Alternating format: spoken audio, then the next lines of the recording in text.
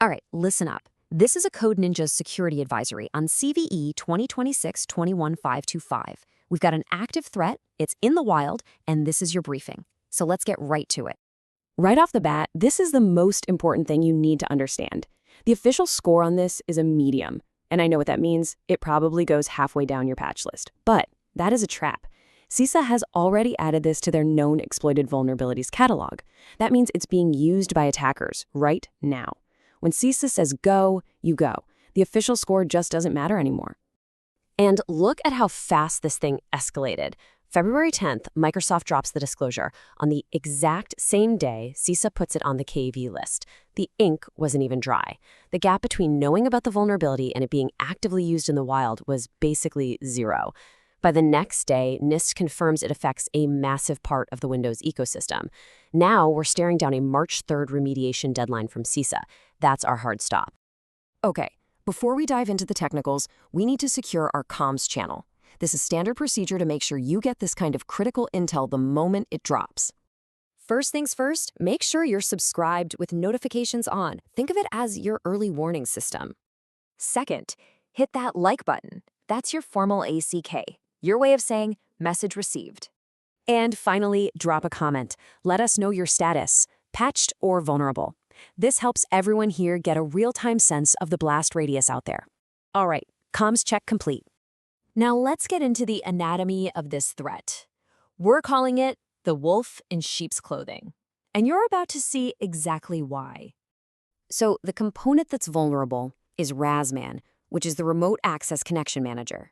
This isn't some obscure, forgotten service. This is a core part of Windows that handles all your VPN and dial-up connections. And here's the kicker. It runs with high privileges.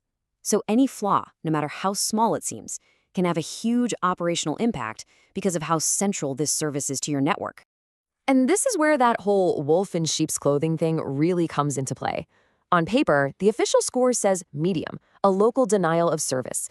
But in the real world, it's absolutely critical. When RasMan gets knocked over, your VPN gateways just die. Routing gets all messed up. Any authentication that relies on those connections, it all breaks. For any company that depends on remote access, this isn't just an inconvenience, it's operational paralysis. So how does the attack actually work? Well, under the hood, it's a classic null pointer dereference, an attacker who already has some kind of local access. It doesn't even have to be high privilege, just creates a malicious symbolic link. It's like a poisoned shortcut. When the RasMan service tries to follow that link, it points to an invalid location, which causes an error the service can't handle. And poof, the service crashes, taking all your VPN and routing functions with it. Simple, but devastatingly effective. And the blast radius, well, it's huge. We're not talking about some old, unsupported version of Windows here. We're talking Windows 10, Windows 11, and pretty much the entire modern Windows server lineup, from 2012 all the way to the upcoming 2025 builds. The bottom line is, if you're running a Windows environment, you are almost certainly vulnerable. Okay, so we all understand the threat. Now let's pivot to defense. This is your protocol. These are your action items for mitigation and remediation. Your priority list is simple. Step 1, and this is the big one, the only one that truly fixes the problem, is to patch. Get that February 2026 security update from Microsoft installed immediately. Now, if for some reason you absolutely cannot patch right away, your containment strategy is to disable the RasMan service, but only on machines that aren't VPN endpoints. And finally, a good heartening step is to lock down permissions for creating symbolic links. For all my blue teamers out there, here's your hunting guidance. First, check your event logs. You're looking for any unexpected RasMan service terminations? Second, use your EDR to hunt for any suspicious creation of symlinks, especially in core system directories. And finally, watch your network. If you suddenly see a massive drop in your active VPN sessions, that's a huge red flag that one of your gateways just got hit. All right, let's wrap this up with a mission debrief. I think it's important that you understand the why behind this advisory, the code of disclosure. Look, we practice coordinated vulnerability disclosure for one simple reason: to protect the perimeter, to protect all of us.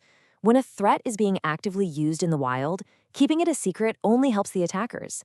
Defenders, you, have to know what you're up against to build an effective defense. It's that simple. So I'll leave you with this question. The CVE proved that a medium score can hide a critical risk. It makes you wonder, right? What other supposedly low-priority vulnerabilities are sitting in your backlog right now, just waiting for the right circumstances to become your next big incident? That's the briefing. Execute your defense protocol, validate your patches, and hunt for those indicators. Stay secure.